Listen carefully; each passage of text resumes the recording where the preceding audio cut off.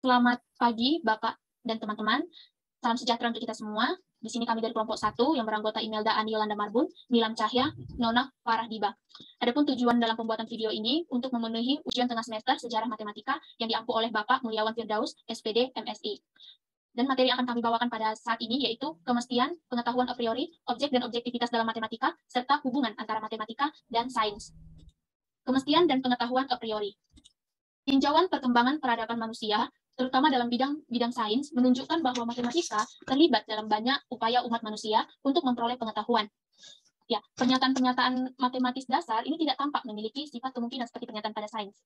Nah, dari sini kita bisa ambil kalau dia pernyataan pada sains ini bisa bersifat dia kemungkinan.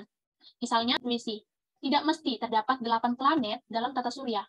Pada matematis, 3 tambah 6 misalnya, 3 tambah 6 sama dengan 9.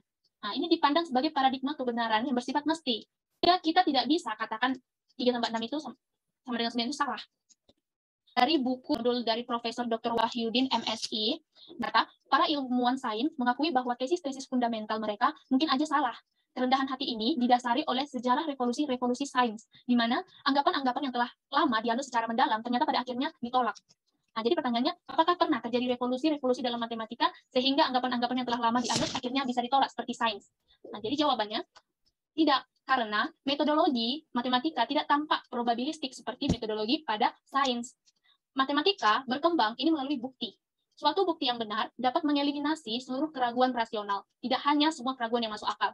Jadi dari buku Blackburn tahun 1994 di halaman 21, ini berkata, frasa a priori kurang lebih berarti sebelum pengalaman atau tidak terikat oleh pengalaman. Suatu pernyataan didefinisikan sebagai a priori jika pengetahuan itu tidak didasarkan pada sebarang atau pengalaman atas rangkaian khusus kejadian di dunia nyata. Selanjutnya, dari buku MS P di tahun 1991 mengatakan pengetahuan a priori terdiri dari proposisi, hanya berdasarkan alasan aja, tanpa pengamatan dari dunia. Alasannya terdiri dari penggunaan logika deduktif dan makna istilah. Biasanya dapat ditemukan dalam definisi. Selanjutnya ia juga mengatakan pengetahuan matematika diklasifikasikan sebagai pengetahuan priori karena terdiri dari proposisi yang menjelaskan atas dasar alasan aja. Alasannya termasuk logika deduktif dan yang digunakan sebagai definisi, hubungannya dengan aksioma matematika dan postula adalah sebagai dasar untuk menyimpulkan pengetahuan matematika. Menurut Immanuel Kant, ini ciri pengetahuan a priori. Pertama, itu dia mengatakan tidak tergantung pengalaman indera. Ya, misalnya contohnya 2 tambah 2 sama dengan 4. Di sini kita tidak perlu melakukan observasi ataupun eksperimen untuk mengetahui atau membuktikan bahwa 2 tambah 2 itu sama dengan 4. Walaupun mungkin dulu waktu SD, guru mengajari kita 2 tambah 2 itu menggunakan tangan. Menurut Kant, walaupun 2 jari tambah 2 jari sama dengan 4 jari, ketika kita tidak menggunakan jari pun, jawabannya itu bakalan tetap 4. Jadi dia tidak tergantung observasi ataupun pengalaman. Selanjutnya yang kedua, mutlak atau necessary, selalu begitu, atau sebaliknya itu kontradiksi. Jadi universality atau tidak ada pengecualian. Dalam pengetahuan a priori, universalitasnya tidak ada pengecualian.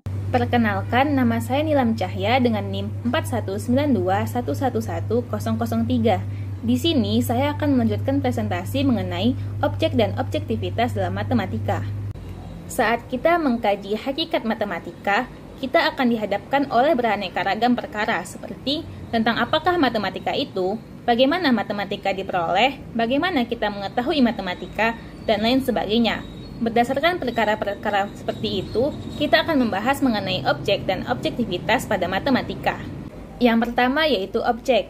Seorang idealis menerima bahwa objek-objek matematis itu adalah ada. Tetapi, objek-objek itu tergantung pada pikiran manusia. Dia menganggap bahwa objek-objek adalah konstruk yang timbul dari aktivitas mental masing-masing matematikawan. Ini merupakan suatu idealisme subjektif.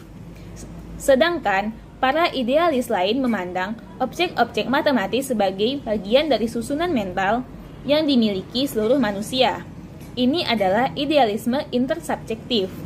Semua penganut idealisme meyakini kontrafakta bahwa jika tidak ada pikiran, maka tidak akan ada objek-objek matematis. Para idealis realis ontologis menyangkal kontrafakta tersebut.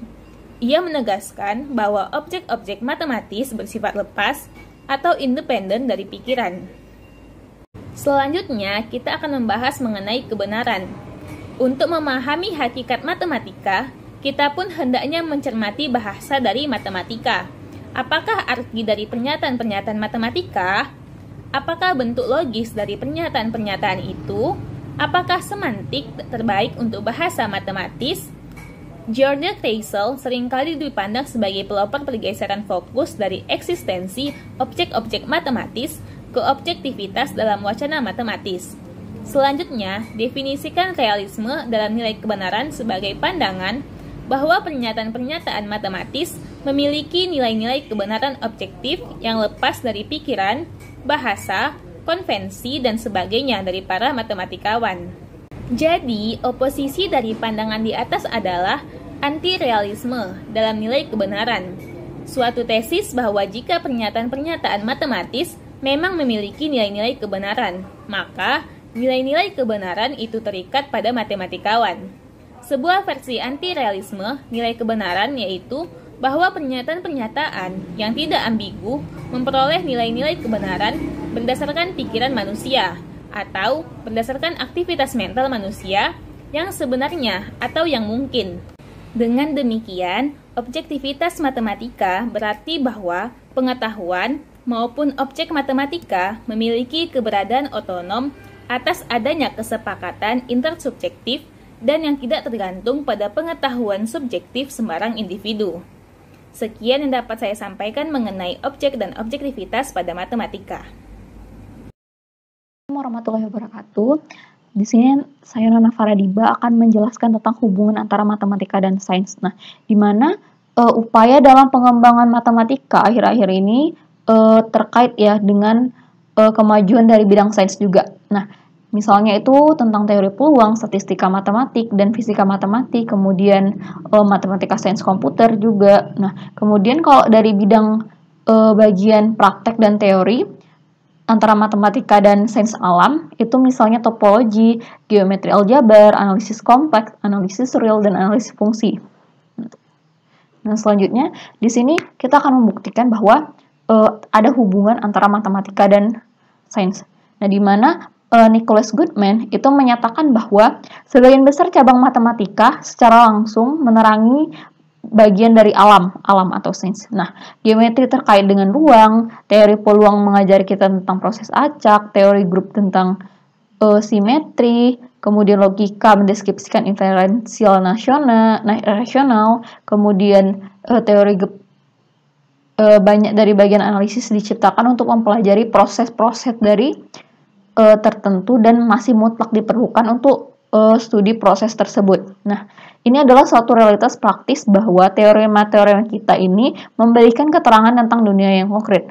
Nah, terbukti dari pernyataan Nicholas Goodman tersebut bahwa ada hubungan antara wacana matematika dengan wacana sains atau bidang kajian matematika dengan bidang kajian sains. Nah, ini bukan suatu kebetulan bahwa matematika yang berlaku pada suatu realitas materi.